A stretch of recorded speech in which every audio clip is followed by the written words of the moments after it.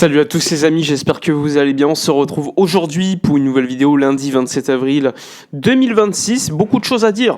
Au sein de cette vidéo, on va revenir sur l'actualité entourant Marcus Rashford, Julian Alvarez, encore Robert Lewandowski, les retours de blessures aussi. On va les évoquer avec en ligne de mire le match contre Osasuna ce week-end visant pourquoi pas le titre dès ce week-end pour le Barça. Bref, on va revenir sur toute l'actualité. N'hésitez pas à mettre un petit like, à commenter, à partager, à booster la vidéo. Ça fait super plaisir. Je vous renvoie à ma vidéo d'hier pour plus d'informations. N'hésitez pas ce soir à partir de 18h15. Je serai en live sur Twitch pour répondre à toutes vos questions. Pareil sur YouTube. Donc soyez présents dès ce soir. Bon, on y va. Suite aux résultats du week-end, le Barça se rapproche du titre, vous le savez. Ce week-end, le Barça pourrait être déjà champion. Le Barça doit gagner contre Osasuna et espérer que le Real Madrid ne gagne pas contre l'Espagnol. Dans le cas où le Barça gagne contre Osasuna, il faudra patienter le lendemain parce que le Real joue le dimanche pour voir ce qui va se passer. Ça voudrait dire que potentiellement le Barça pourrait être champion avant le Classico et surtout sans jouer. Et dans le cas où le Barça est champion avant le Classico, eh bien le Real Madrid devrait faire un passillo, une aide d'honneur pour l'entrée des joueurs du Barça. C'est soit ça, soit potentiellement le Barça, la semaine prochaine, lors du match contre le Real Madrid, lors du Classico, il faudra aller au moins faire un nul pour être champion. Et dans ce cas-là, on pourrait avoir des festivités après le match. Ce serait quand même assez dingue post-Classico. Donc il y a deux opportunités prochaines pour être champion d'Espagne, mais il faudra déjà faire le job contre Osasuna à l'extérieur. Je le rappelle, Osasuna qui a battu le Real Madrid cette saison, qui a aussi battu le Barça l'année dernière chez eux, avec Ante Boudimir que vous connaissez, et d'autres joueurs. Donc il faudra faire attention, c'est un match qui sera compliqué, sans Yamal, je le rappelle, qui est out jusqu'à la fin de saison. Donc hâte d'y être. Bon, on y va, je vous ai promis, on va parler de Rashford d'abord. Alors Marcus Rashford, la situation elle est simple. Le Barça actuellement est en pleine réflexion par rapport au fait de garder ou non le joueur anglais. Je le rappelle, prêté par Manchester United avec une option d'achat fixée à 30 millions d'euros. Le Barça, avec United, a déjà essayé de discuter pour un éventuel prêt d'une saison de plus. United a refusé. Il y a eu ensuite des demandes de renégociation du prix parce que le Barça ne voulait pas payer les 30 mais beaucoup moins. United a refusé. Marcus Rashford devrait retourner à Manchester United en fin de saison. Le Barça va ensuite analyser ce qui va se passer. Manchester pourrait être dans une situation où ils vont se dire bon, il faut quand même que Rashford on le refasse partir parce que Rashford ne veut pas rester à United, il veut repartir.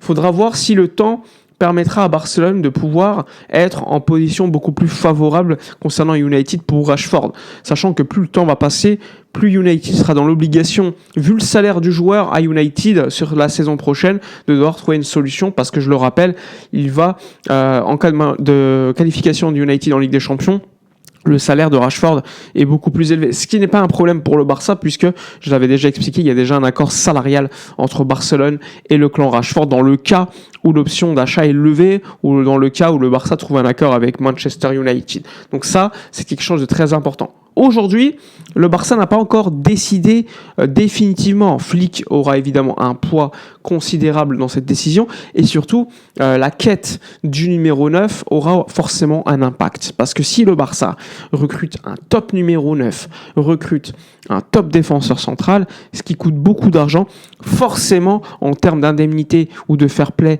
à générer, ce ne sera pas la même chose. Il faudra trouver des solutions, on va dire, beaucoup plus créatives. Et en ce sens, c'est pour ça que Rashford dépend aussi de ces deux pistes-là. En tout cas, aujourd'hui, lui, Rashford veut absolument rester à Barcelone parce qu'il est heureux et estime malgré tout que sa première saison, c'est une saison d'adaptation, il doit encore s'améliorer, mais il se sent plutôt bien à Barcelone. Il estime aussi que c'est un club pour lui. C'est un joueur qui a fait quand même ses stats cette saison, mais qui a été décevant lors de moments clés, lors de moments où il aurait dû, à mon avis, être décisif, notamment en Ligue des Champions contre l'Atlético, lors du match contre au Spotify Camp Nou, où il doit être beaucoup plus décisif. Et il a été aussi impactant par moments au début de la saison, parce que Rafinha s'est beaucoup trop blessé. Pour moi, Rashford, c'est typiquement un joueur qui doit rentrer dans les matchs, c'est-à-dire à l'heure de jeu, 70e minute, pour faire souffler nos joueurs, parfois être titulaire, parce que c'est un joueur qui est intéressant, qui a de la qualité. Maintenant, c'est un joueur qui, selon moi, est beaucoup trop feignant pour faire le job défensif. C'est pour ça qu'on le voyait de plus en plus en numéro 9 plutôt qu'ailier.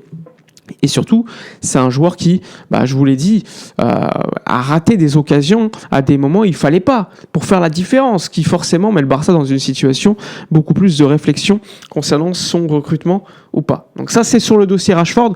On a hâte de suivre ce qui va se passer, mais en tout cas, on va suivre. Ensuite, il y a le dossier Julián Álvarez. Julián Álvarez, qui je le rappelle, pour ceux qui ne sont pas souscripteurs sur la page Twitter ou sur Twitch, d'ailleurs c'est gratuit, je le rappelle, si vous avez Amazon Prime, de devenir souscripteur sur Twitch, vous avez les infos en avance. Je peux vous le dire, ces derniers jours-là, il y a eu une nouvelle réunion entre l'agent de Julián Álvarez et le FC Barcelone pour une nouvelle fois refaire le point.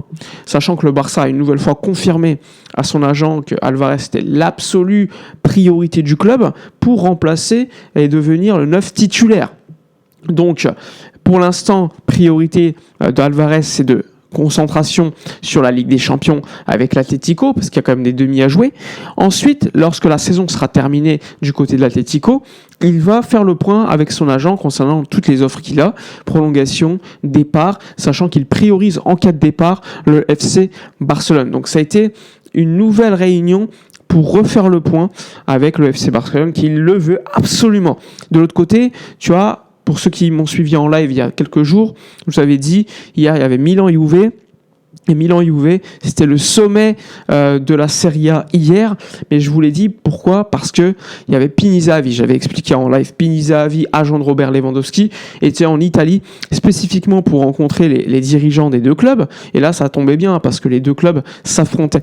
Et donc, c'est pour le sujet Lewandowski. Le joueur, pour l'instant, n'a pas pris de décision. Il y a évidemment l'Arabie Saoudite qui intéresse énormément le joueur parce que le salaire proposé est énorme. Donc ça pourrait être une alternative. Chicago en MLS devient une option un peu plus froide. En tout cas, le joueur n'a pas décidé, mais il pourrait fortement quitter le Barça cet été. C'est d'ailleurs la probabilité la plus élevée selon les différents médias polonais, médias catalans ou médias espagnols de manière générale. Et donc, normalement, d'ici quelques semaines, Pini Zahavi se réunira avec Lewandowski pour faire le point, sachant que normalement, d'ici quelques jours, Zahavi sera à Barcelone pour avoir l'offre définitive du club, parce que pour l'instant, il n'y a pas d'offre ferme de la part du Barça pour le prolonger. Et dès lors que ça arrivera, eh bien, il y aura un point avec le joueur pour faire, on va dire, un choix concernant son avenir et donc son futur. Le Barça donc se rapproche d'un départ de Lewandowski, et en cas de départ de Lewandowski, on se rapprocherait d'une éventuelle décision par rapport à la prolongation de contrat de notre ami Ferran Torres, qui, je le rappelle, en cas de prolongation, permettra à Barcelone d'économiser au niveau de l'amortissement annuel et permet de générer du fair play. Voilà pour l'actualité qu'on a pu faire, le point qui était nécessaire de faire. Je le rappelle, n'hésitez pas, ce soir, nous serons en live à partir de 18h15 sur Twitch et YouTube. Abonnez-vous, tous les détails sont en description de vidéo. On va faire le point, on va interagir sur tous les sujets, et donc n'hésitez pas à être présent. On parlera du patio éventuel du Real Madrid en cas de mauvais résultat du week-end prochain. Bref, je vous remercie. N'hésitez pas, likez, commentez, partagez, boostez la vidéo. Nous, on se retrouve ce soir en live, et sinon demain à midi pour une nouvelle vidéo. Ciao!